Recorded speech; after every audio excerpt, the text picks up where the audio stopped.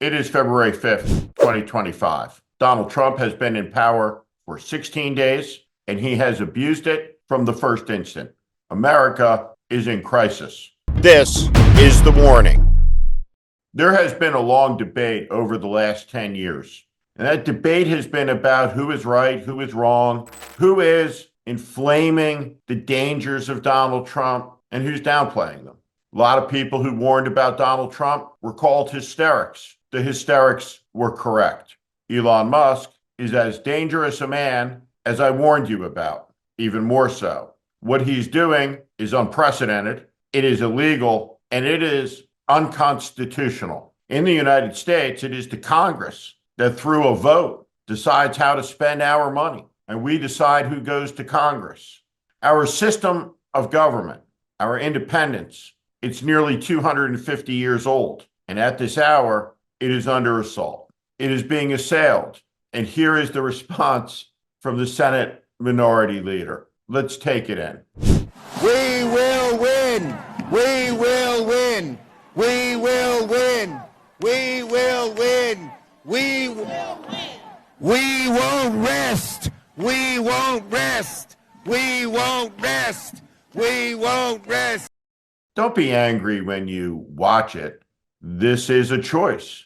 Senate Democrats have deliberately, with consciousness, looked around the room, assessed this moment, have seen the oligarchs assembling, have seen the media organizations capitulating, have seen the abuses of power and law. They have seen the intentions to purge the FBI in its early days. They have seen an assemblage of the most unfit cabinet in American history, a team of losers and misfits. There are drunks, cult members, criminals, conspiracy theorists, an accused rapist. These people, Robert Kennedy, Tulsi Gabbard, Kristi Noem playing dress up at the border, each is an astonishment, each a totem of galactic unqualification. Somebody who would have been disqualified and laughed out of the room 10 years ago. But 10 years have passed, and down the river we have gone, and one of Elon's guys, 25, 19, a child, has taken over the federal payment system where trillions of dollars flow, and nobody can explain what is happening. People scratch their head. Chuck Schumer yelling, "We will fight," is as big a desecration as what it is that Donald Trump is doing. The difference is Schumer just looks like a fool, but Donald Trump has power. So that makes him dangerous. And nobody should underestimate the danger of this moment. Now, at the same time, anybody with sense should be able to look at this situation and start to be able to see our way through it. Donald Trump has run for president 3 times. And we've learned how he has felt about a number of different issues. One of them are the stupid wars that he has denounced. First president in 78 years that didn't start a war. We had no wars. None of these stupid wars. I stopped a war. Will I get Nobel Prizes? Never. Don't do it. Don't go into Iraq. But they went into Iraq. We don't want to have a war because right now we're closer to World War III than we've ever been in our lives. Starting the moment I lift my hand from the Bible after taking the oath of office, I will move to restore America to maximum strength and return the world to peace. What would happen if we had a war? We won't, with me, but you will have World War III, I believe, without me. But we won't have. But what would happen if we did? 16 days in, Donald Trump has attacked Canada with the declaration of economic war, now suspended. The point of it all, completely unknown, mysterious. Nothing has changed. No concession has been made. A theater of the absurd, but the malice lingers. He has threatened military action in Mexico. He has instigated a trade war with China, threatened invasion of Greenland, stoked animosities and antagonisms with Denmark, of all countries. But all of that was just a warm-up for this. the stupidest words ever spoken by a president of the United States are these. I think that Gaza maybe is a demolition site right now. If you look at Gaza, there's hardly a building standing, and the ones that are going to collapse. You can't live in Gaza right now, and I think we need another location. I think it should be a location that's going to make people happy. You look over the decades, it's all death in Gaza. This has been happening for years. It's all death. If we can get a beautiful area to resettle people permanently in nice homes and where they can be happy and not be shot, not be killed, not be knifed to death. Where to begin? Well, what this would be called is ethnic cleansing, a genocide, a depopulation. It would be ironic, though, at the exact instant that Donald Trump has begun a mass deportation in the United States, at least on television, because the flow of deportation is no greater than the flow from the Obama administration, at least at this point. But at the exact moment Donald Trump insists America is under invasion and must enforce its borders, he has decreed that 2 million Palestinians are to be forever resettled in Egypt and in Jordan by no authority whatsoever beyond the power of his delusional imagination and his maliced heart. And so 2 million Palestinians from shattered Gaza will be sent forth into the desert, some through the Sinai into Egypt and others across the border into Jordan. And then Trump will develop a beautiful Gaza, a beautiful Riviera upon the Mediterranean. We have an opportunity to do something that could be phenomenal. And I don't want to be cute. I don't want to be a wise guy, but the Riviera of the Middle East, this could be something that could be so bad. This could be so magnificent. Now, according to the idiocy of Donald Trump, Palestinians will just go along with this, happily leave, give up their land. The world will accept it and there will be peace because Donald says so. The American people, for a lot of reasons, are very angry. When people get angry, they do stupid shit.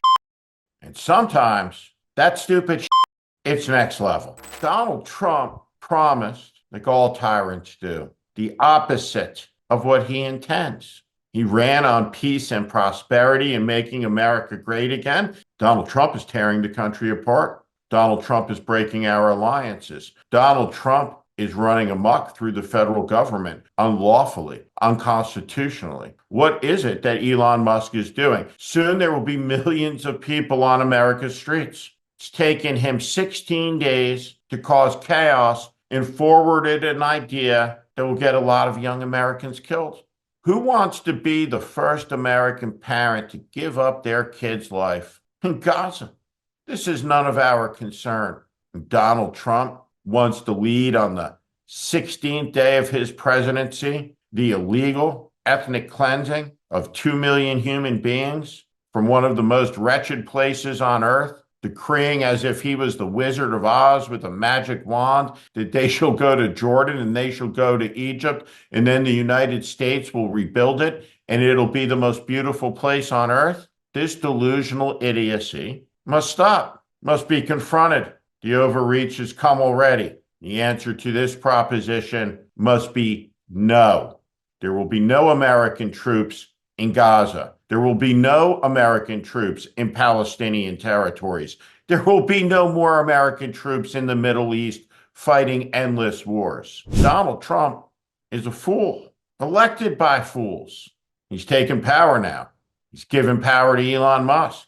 And none of the safeguards, none of the institutions, none of it is holding against the audacity of the taking. Are you ready to give it up? Are you ready to allow King Donald to decree the deployment under Pete Hegseth of the U.S. Marine Corps to Gaza, where another generation of young American boys can be blown up and killed? Fighting for what? Fighting for Donald Trump's real estate delusions, maybe his son-in-law's. Another pathetic day has come and gone in Washington. Another low day. Donald Trump, 16 days in, wants to send the American army to Gaza while waging economic war on Canada and ordering maybe secret military strikes in Panama and Mexico and who knows where else. The man of peace suddenly has a taste of war. the man sent by God to usher in our golden age, maybe he sees himself as a conqueror, like a Caesar, making us great again. What if we were great already? I don't think anyone ever thinks about that around MAGA, but you ought to. You ought to remember that so we can tell our children what it was once like to live in the United States. Or there's another choice, and it's to stand up and fight. Country doesn't belong to Donald Trump. And if you voted in the election, it should have been for something more deep than the ambition of the opposing candidate. Election is the lifeblood of the country. Nobody, except Donald's henchmen, voted for this.